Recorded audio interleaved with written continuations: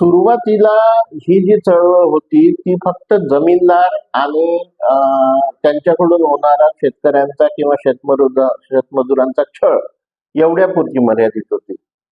नंतर त्यांच्या लक्षात असं आलं की आपल्याला जर या प्रभाव क्षेत्रातल्या आदिवासींना आपल्यासोबत घ्यायचं असेल तर आपल्याला त्यांचे प्रश्न हाती घ्यावे लागतील आणि आपल्याला जल, जमीन, जंगल हे 3 मुद्द्यांच्या भोवती आपली सगळी कार्यशक्ती केंद्रित करावी लागेल. आणि नेमकं तेच नक्षलवाद्यांनी केलं, जे मी तुम्हाला पहिल्या भागामध्ये सांगितलं की अनेक आदिवासींचे प्रश्न त्यांनी हाती घेतले. सुरुवातीला नक्षलवाद्यांच्या या जी काही त्यांची मांडणी होती, हातात बंदूक होती, प्रश्न सोडवण्याची ताकद होती, आदिवासींना पण असं वाटत होतं की कोणतरी रॉबिन हुड आमच्यासाठी काम करणारे आले आहेत आणि आपले प्रश्न सोडवले जात आहेत. एखाद्या शाळेत शिक्षक नसेल, एखादा पटवारी त्रास देत असेल तर आपण त्यांच्याकडे जाऊन तक्रार करू शकतो आणि ते पटकन न्याय देऊ शकतात. अशा अनेक घटना या भागामध्ये घडल्या आणि तेव्हा सरकारचं या भागाकडे बिलकुल लक्ष नव्हतं. सरकार संघटितपणे ही जी काही नक्षलवाद्यांकडून होणारे हिंसा किंवा गुन्हेगारी स्वरूपाची कृत्य आहेत आणि नक्षलवाद्यांनी बरोबर त्याचा फायदा घेत, म्हणजे महाराष्ट्रात एखादी घटना केली की आंध्रमध्ये निघून जायचं, आंध्रमध्ये एखादी घटना केली की छत्तीसगडमध्ये निघून जायचं, छत्तीसगडमध्ये एखादी घटना केली की ओरिसात निघून जायचं, ओरिसात एखादी घटना केली की बंगालमध्ये निघून जायचं, तिकडे विशाखापट्टणम, श्रीकाकुलमकडे एखादी घटना गेली की सरळ कर्नाटकमध्ये निघून जायचं, बिहारमध्ये एखादी घटना झाली तर झारखंडमध्ये चाललं जायचं, झारखंडमध्ये एखादी घटना घडली की बंगालमध्ये चाललं जायचं. तर अशा पद्धतीने आपल्या ज्या काही राज्यांच्या सीमा आहे या सीमारेषांचा आधार घेत नक्षलवादी खेळत राहिले आणि त्यांनी सरकारला जेरीस आणणं सुरू केलं. सुरुवातीला सरकारच्या हे लक्षातच आलं नाही की हा प्रश्न हाताळायचा कसा. प्रत्येक राज्यांनी आपापल्या ठिकाणी पोलीस बळाच्या मदतीने पोलिसांच्या बळाचा वापर करून हा प्रश्न हाताळण्याचा प्रयत्न केला, पण त्यात त्यांना फार यश मिळत नव्हतं. याचं कारण असं की नक्षलवाद्यांची जी लढण्याची पद्धत आहे ती गनिमी पद्धत आहे, म्हणजे गनिमी पद्धतीने ते लढतात. आणि जगभरामध्ये जेवढ्या काही नक्षलच्या ऑर्गनायझेशन्स आहे, संघटना आहे, म्हणजे हिंसक काम करणाऱ्या ज्या चळवळी आहेत त्या याच पद्धतीने काम करतात. आणि नक्षलवाद्यांनी आपल्या मध्ये जे काही आदिवासी तरुण आणले त्यांची नावं वेगळी ठेवली, त्यांना वेगळ्या टोपण नावं दिली, त्यांच्याकडून हिंसा करून घेतली. तर अशा अनेक हिंसा, याच्यात हजारो आदिवासी, हजारो पोलीस मारले गेले आणि हळूहळू त्यांचा पूर्ण एकछत्री अंमल या पूर्ण भागावर केंद्रित झाला. म्हणजे इतका प्रभाव होता त्या काळामध्ये नक्षलवादाचा की नक्षलवादी म्हणेल तसे आदिवासी वागायचे. आणि सुरुवातीला म्हणजे नक्षलवादामुळे तेंदूपानाची मजुरी वाढली, बांबू कटायची मजुरी वाढली, पटवारी वेळेवर काम करू लागले, शाळेत शिक्षक येऊ लागले. तर हे फायदे पण आदिवासींना दिसायला लागले आणि त्यांना लक्षात आलं की अरे नाही, हे तर आपल्यासाठी काम करतात. अनेक स्वस्त धान्याची दुकानं नक्षलवाद्यांनी लुटली आणि लोकांना धान्य वाटप सुरू केलं. तर या सगळ्या गोष्टींचा फायदा या चळवळीला मिळाला आणि त्यांचा प्रभाव निर्माण झाला.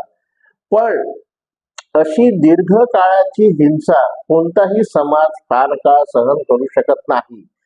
नंतर जेव्हा आदिवासींच्या असं लक्षात यायला लागलं की आपण यांचे फार अंकित झालो आहोत, आपण यांना फार वश झालो आहोत, हे म्हणतील तसे आपण वागतो आहोत, पण आपल्या मुलांना शाळेत जायचं असेल तर ते त्याला विरोध करतात, सरकारच्या कोणत्याही योजनेचा फायदा घ्यायचा असेल तर त्याला विरोध करतात.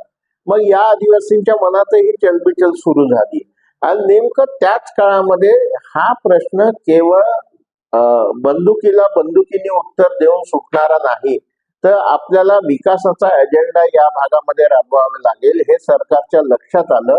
आणि जवळजवळ 20 वर्ष अयशस्वीपणे लढणाऱ्या सरकारला नंतर याची काहीतरी युनिफाईड कमांड असावी आणि ही युनिफाईड कमांड केंद्राच्या गृह मंत्रालयाच्या अखत्यारीत असावी आणि एकत्रितपणे आपण यांचा मुकाबला केला तरच या चळवळीला आपण माघारी पाठवू शकतो किंवा या चळवळीला संपवू शकतो.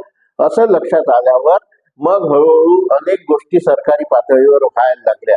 याच्यातलं सगळ्यात पहिलं पाऊल जे उचललं गेलं ते ग्रे हाऊंड नावाची एक कन्सेप्ट आंध्र प्रदेशने आणली. म्हणजे नक्षलवाद्यांच्या विरुद्ध लढणारी एक विशिष्ट फौज, ज्यांना जंगलात काम करण्याचा अनुभव आहे, गनिमी पद्धतीने समजा नक्षलवादी काम करत असतील तर त्याला प्रत्युत्तर कसं द्यायचं याचा अनुभव आहे. तर अशी एक ग्रे हाऊंडची फौज आंध्र प्रदेशने तयार केली आणि त्यांना मग हळूहळू त्यात यश येत गेलं. आणि ग्रे हाऊंडचा दबदबा जो तेव्हा होता तोच आजही आहे. आणि या दबदब्या एकीकडे ग्रे हाऊंडने अनेक चांगले ऑपरेशन्स नक्षलवादाविरुद्धचे यशस्वी करून दाखवले, अनेक चकमकी करून दाखवल्या. सोबतच सरकारने त्या भागामध्ये, ज्या भागामध्ये ही चळवळ होती त्या भागामध्ये शिक्षणाच्या प्रभावीपणे योजना राबवल्या, रोजगार हमी सारख्या योजना राबवल्या, प्रशासन लोकांपर्यंत नेण्याचा सातत्याने प्रयत्न केला. याची फळं दिसून आली आणि आंध्र प्रदेशमधून ही चळवळ एकेकाळी जी खूपच प्रभावी होती आणि या चळवळीला आंध्र प्रदेशमधल्या बहुतेक बुद्धिवाद्यांचा पाठिंबा होता. तर या बुद्धिवाद्यांच्या पाठिंब्यामुळे ही चळवळ खूपच शक्तिशाली झाली होती. तर त्याला कमी करण्यामध्ये आंध्र प्रदेशला पहिल्यांदा यश आलं आणि म्हणूनच आजही आंध्राचं मॉडेल हे सर्वोत्तम मॉडेल म्हणून ओळखलं जाते. आणि यांनी या ग्रे हाऊंड आणि बाकीची जी काही पोलीस फोर्स आहे त्यांनी या चळवळीला खूप माघारी नेलं. पण ही चळवळ तिथून हा विचार संपला नाही, पण त्या राज्यामधल्या हिंसक कारवाया घटल्या, खूप कमी झाल्या, 21 जिल्ह्यांमधून 3 जिल्ह्यांपर्यंत मर्यादित आल्या आणि ह्या चळवळीला पहिल्यांदा बॅकफूटवर जावं लागलं. हे बॅकफूटवर जाणं आपण जातो आहे लक्षात येताच नक्षल चळवळीकडून सरकारला चर्चेचे प्रस्ताव देण्यात आले.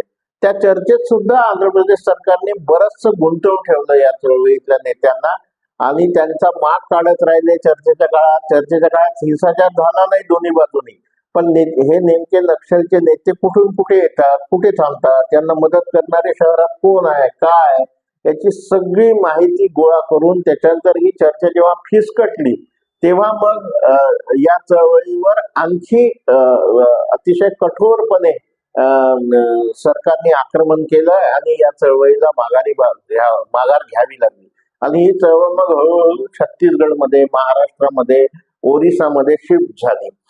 आंध्र प्रदेशात आजही या चळवळीला वैचारिक दृष्ट्या पाठिंबा देणारे खूप लोक आहेत आणि कायद्याने तो काही गुन्हा नाही. या चळवळीचं वैचारिक पातळीवर समर्थन करणे हा गुन्हा ठरू शकत नाही. पण तुम्ही या सगळ्या वैचारिक दृष्टिकोनातून पाठिंबा देणाऱ्यांच्या मागे न लागता सरकारने जंगलात काम करणाऱ्या लोकांना आधी संपवायचं किंवा हिंसा थांबवायची यावर लक्ष केंद्रित केलं. हे केव्हा शक्य झालं आंध्र प्रदेशला?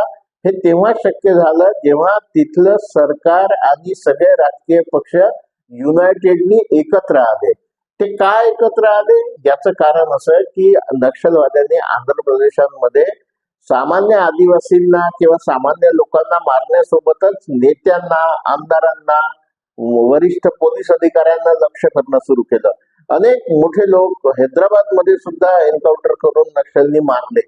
तेव्हा असं लक्षात आलं, एकदा तर चंद्रबाबू नायडू आंध्राचे मुख्यमंत्री असताना तिरुपतीवरून ते परत येत असताना त्यांच्या ताफ्यावर हल्ला केला, त्याच्यातून ते बाल बचावले चंद्रबाबू. तेव्हा मग तिथल्या सरकारच्या आणि राजकीय पक्षाच्या असं लक्षात आलं की आपल्याला ही चळवळ आता संपवणं एकत्रितपणे एक दिलाने आवश्यक आहे. आणि त्यातून मग हे ग्रे हाऊंडला बळ देणे, विकास कामांना बळ देणे हे सुरू झालं आणि ही चळवळ थोडी माघारली. या चळवळीचा या काळातला नेता गणपती होता आणि त्या गणपतीने हे सगळं तो गणपती त्या आंध्र प्रदेशात नव्हता, पण हे सगळं त्याला सहन करावं लागलं आणि ही चळवळ तिथून अबुजमाड पहाडावर शिफ्ट झाली, जो पहाड ओरिसामध्ये आहे, थोडा छत्तीसगडमध्ये सर्वात जास्त आहे, महाराष्ट्रात तो थोडासा भाग आहे त्याचा. तर या अबुजमाड पहाडावरती चळवळ शिफ्ट झाली आणि मग इथून मात्र त्यांनी वेगवेगळ्या ठिकाणी आपली सूत्र हलवणं सुरू केली. आणि हे तोपर्यंत पीपल्स ग्रुपच्या भोवतीच फिरणारी ही चळवळ होती. आणि झारखंडमध्ये आणि बिहारमध्ये वेगवेगळे लोक काम करत होते, पण वेगवेगळ्या संघटना, झारखंड आणि बिहारमध्ये MCC नावाने एक गट काम करत होता तर या सगळ्या लोकांनी आपण जर सरकार विरुद्ध लढा द्यायचा असेल तर आपल्याला एकत्र येणं गरजेचं आहे. याच्यासाठी म्हणून ज्या काही हालचाली सुरू झाल्या 90-91च्या दशकामध्ये 90-91 पासून सुरू झाल्या आणि 90च्या दशकात या हालचालींना वेग आला आणि 2004 मध्ये या देशभरातल्या ठिकठिकाणच्या ज्या काही नक्षल चळवळी आहेत त्यांनी एकत्र येण्याचा निर्णय घेतला. त्यांची एक काँग्रेस भरली आणि त्या काँग्रेसमध्ये त्यांनी याला आणखी असं एक सविस्तर स्वरूप दिलं, एक विशिष्ट कार्यपद्धती निश्चित केली आणि भाकप माओवादी हा पक्ष स्थापन केला. त्या पक्षाची पॉलिट ब्युरो ही जी यंत्रणा असेल ती सर्वोच्च असेल, त्याच्या हाताखाली सेंट्रल कमिटी असेल आणि सेंट्रल कमिटीच्या हाताखाली नक्षलवादी आपलं सरकार विरुद्ध लढणारी सेना म्हणजे गुरिल्ला आर्मी असेल आणि सोबतच सरकार विरुद्ध जनयुद्ध करायचं असेल तर लोकांना सोबत ठेवावं लागेल. तर लोकांना संघटित करण्यासाठी काही फ्रंटल ऑर्गनायझेशन म्हणजे समर्थित संघटना वेगवेगळ्या भागामध्ये सक्रिय असतील.